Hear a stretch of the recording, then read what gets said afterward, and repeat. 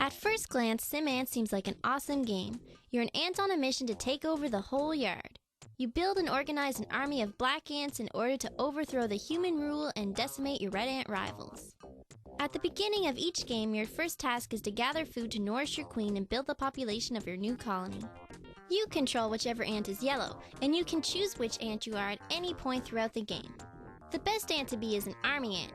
They may need to eat more, but they're stronger in battle, and you can tell them apart by their big heads. When you're tired of being an ant, you can even take control of the spider and eat your enemies.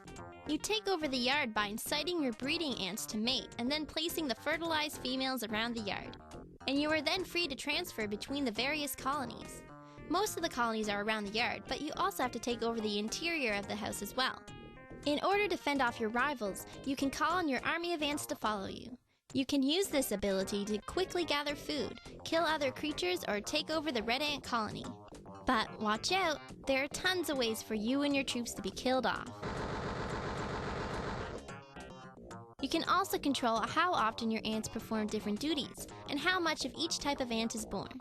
There are tons of graphs for you to refer to on your quest for supremacy, and tons of other silly little things. The game is highly educational all throughout, since it involves managing a whole colony of ants in their struggle for power, and it's certainly where I learned that ants eat each other's regurgitated food. If you bore of learning about ants in action, you can sit back and read about them instead. So far, the game sounds great, so what's the big problem? The game is far too easy. Your colonies grow extremely fast with no supervision, and even take over the red colonies when you're not even monitoring them. In this colony, I didn't even have to try to kill the Red Queen. Her own colony starved her to death. I thought this red colony was going to be a struggle, but then the lawnmower took care of them all for me. And this was all in one game.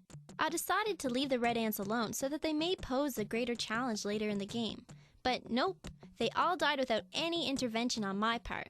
With no red colonies left, all I need to do now is mate more breeders and take over the house.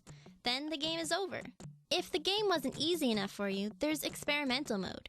You can do whatever you want and then start a quick game. Or I guess you could perform experiments. It's a great game for kids, but not so great for adults. So if you have treasured memories of this game, keep them as memories. You don't need to play this game again. See you next time on Game